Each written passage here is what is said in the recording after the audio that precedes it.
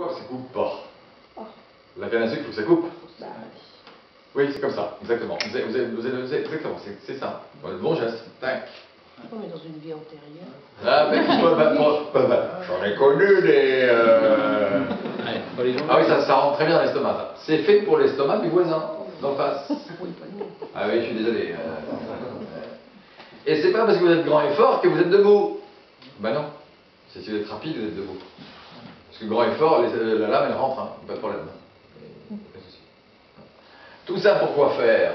Pour essayer de migrer sur l'arrière du bateau et couper la prise du navire. Mais dès que les couleurs d'un navire ne se voient plus, le voyage s'arrête. Et tout le monde respectait. Que vous soyez comme ci, comme ça ou autrement. Pourquoi vous respectez? Parce que si vous respectez les lois de la guerre, les règles, quelle que soit votre appartenance à votre nationalité, alors le roi vous couvrait. Si effectivement vous obéissez selon les codes, le roi vous dit ok, je vous échange, pas de problème. Vous n'obéissez pas, je vous connais pas moi. Ça s'appelle la piraterie. Bon, finissons. Ce jour-là, l'un a pris l'autre.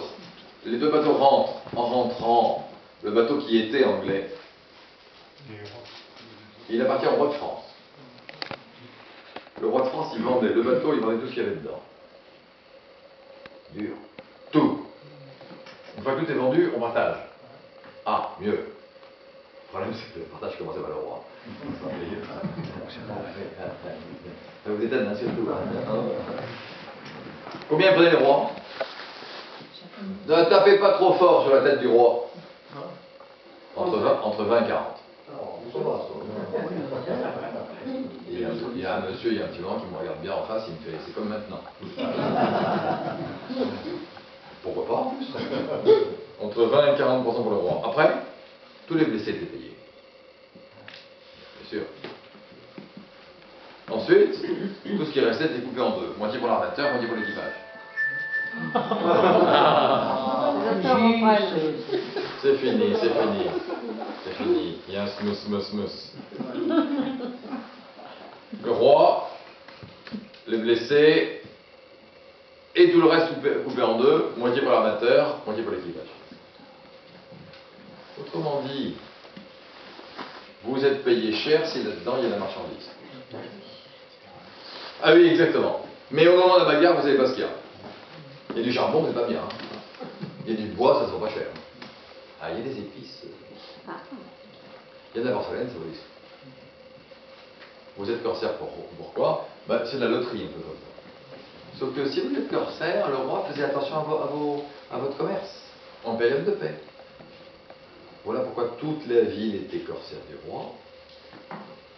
Comme ça, le roi faisait extrême attention à ceux qui faisaient la guerre. Quand il faisait la guerre, le roi, il ne payait que 25% de l'effort de guerre sur la mer. 75% payé par les privés. Eh, c'est super top ça. Il signe la guerre contre un ennemi, et il paye 25% de l'effort de guerre sur la mer. Par contre, en période de paix, merci beaucoup. Hein. Et des commerces illicites. Et pas toujours toutes les... Ah, c'est dur à dire. D'accord? Voilà, vous êtes chez un armateur qui a énormément fait ça. Non pas pour que aller taper ce Shotoki. Oui. Comme ça, tout le monde faisait... tout le monde faisait ça en période de guerre, comme ça tout le monde était sûr que le roi était indulgent avec toute la ville de Saint-Malo quand ça se passait pas.